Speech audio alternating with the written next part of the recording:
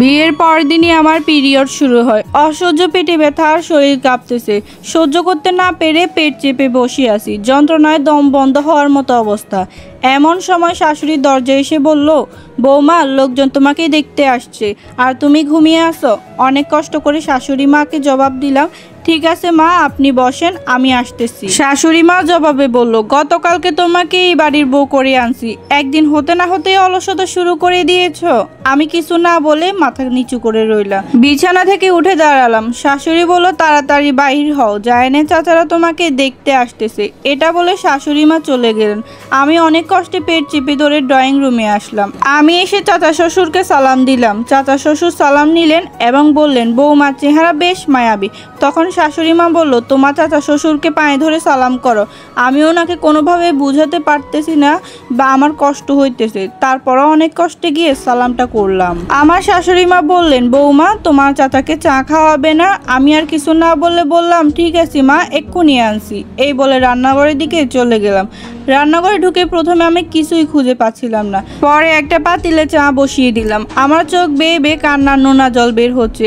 এত পেট ব্যথা, তার উপর রান্নাঘরে আগুনের তাপ, বেজায় অবস্থা আমার।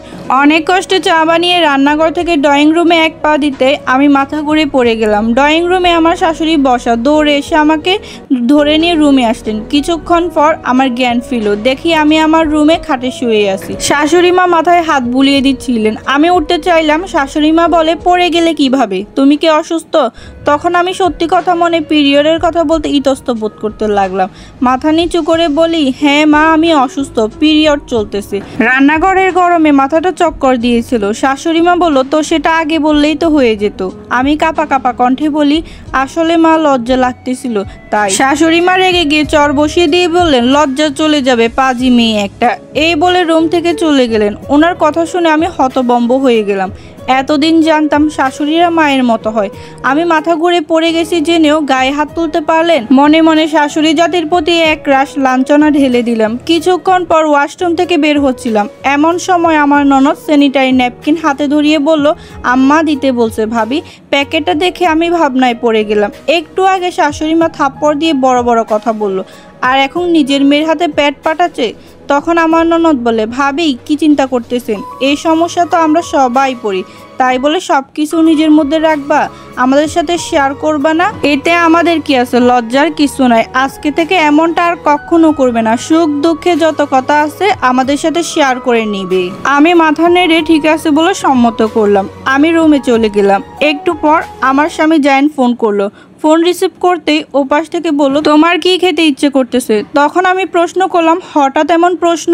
আমার স্বামী বলল, তুমি বলোই না, আচার খাবা? আচার খেতে ইচ্ছে করতেছে নাকি চকলেট খেতে ইচ্ছে করতেছে, না কি আইসক্রিম ফুচকা, কোনটা খাবা? দোকানে নতুন একটা আইসক্রিম আছে, আচ্ছা বলো কোনটা খাবা?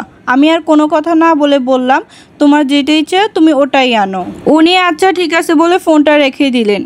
এরপর আমার মনের মধ্যে একটা শান্তির বাতাস বইতে লাগলো। রাতের বেলা আমি বিছানায় শুয়ে রইলাম। আমার স্বামী 2 হাত ভর্তি খাবার নিয়ে আসলো আর পাশে এসে বলল, কি হয়েছে তোমার?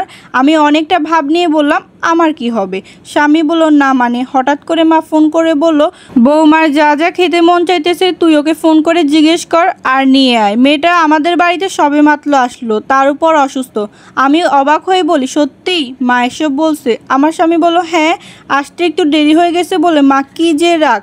আর দোকান বন্ধ করে তোমার জন্য খাবার নিয়ে আমি সোজা বাসায় চলে আসলাম। আমি একটু মুচকি হেসে বললাম, ওটা ভালোবাসার রাগ ছিল।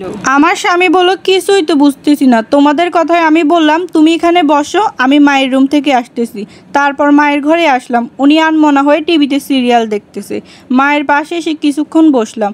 মাকে জড়িয়ে ধরে বললাম, কে বলছে শাশুড়ি মায়ের মতো হয় না?